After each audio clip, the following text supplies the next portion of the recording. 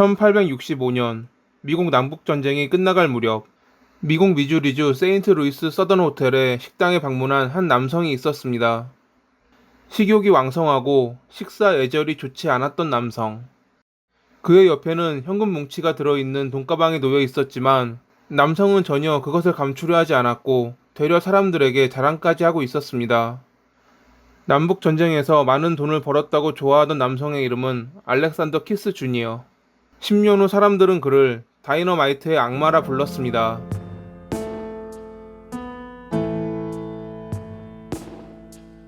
1827년에 스코틀랜드에서 태어나 어린 시절 캐나다 헬리팩스로 이민을 갔던 알렉산더. 그의 삼촌이 운영하는 양조장에 서기로 일했던 알렉산더는 매우 돈을 밝히는 인물이었습니다. 가끔 그는 삼촌의 수표를 위조해 돈을 빼돌리곤 했죠.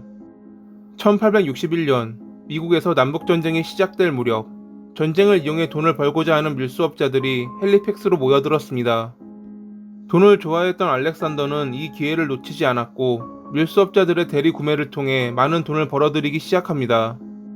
그는 어느새 밀수업자들 사이에서 유명해졌고 호텔에서 파티를 벌이며 사치스러운 생활을 즐기고 있었습니다.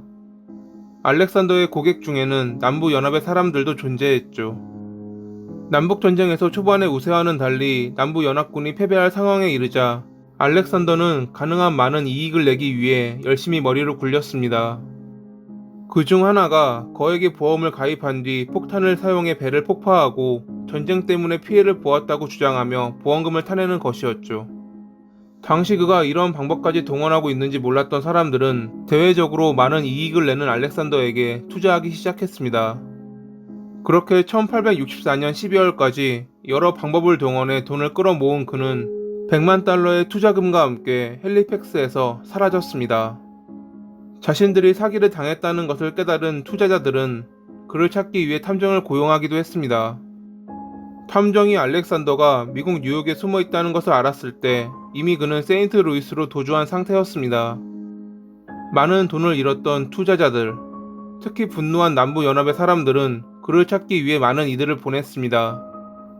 세인트루이스에서 끝내 그를 찾아낸 사람에게 5,000달러의 뇌물을 주며 다시 일리노이주 하이랜드로 도망을 쳤던 알렉산더.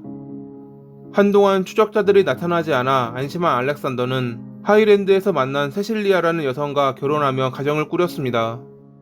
하지만 그에게 25,000달러를 투자했던 형사 루터의 끈질긴 추적 끝에 체포된 알렉산더는 루터에게 돈을 갚기 전까지 감옥에 갇히는 신세가 됩니다.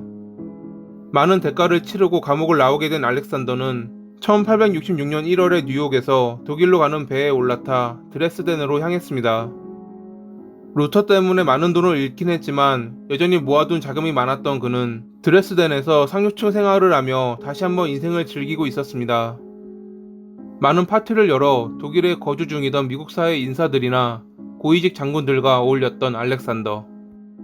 값비싼 샴페인이 마치 강을 이루듯 흘렀던 호화로운 파티가 매일 열렸고 어느새 그의 돈은 바닥을 보이고 있었습니다. 돈이 필요했던 그가 결국 선택한 것은 예전 남북전쟁 당시 써먹었던 보험금 사기였습니다.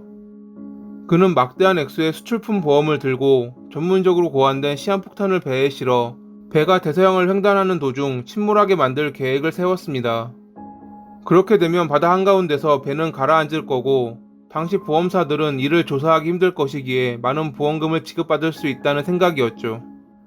자그마한 폭발이 일어날 것이기에 배에 탑승했던 사람들도 구명보트로 인해 살아남을 것이라 생각했던 알렉산더. 하지만 두 번이나 그의 계획은 물거품으로 돌아갔습니다. 준비해둔 시한폭탄이 폭발하지 않았거나 화력이 약했던 것입니다.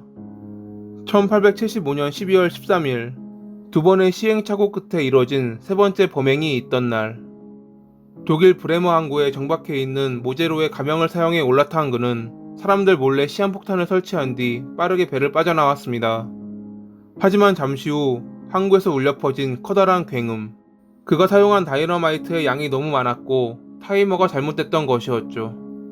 항구에서 짐을 옮기고 있던 인부들과 미리 배에 타 있던 사람들은 폭발에 휩쓸렸고 그렇게 131명의 사상자가 발생했습니다. 인근 오두막에 앉아있다 항구에서 들리는 굉음으로 인해 자신의 실수를 알아차린 알렉산더는 결국 스스로 머리를 쏴 자살을 기도했습니다.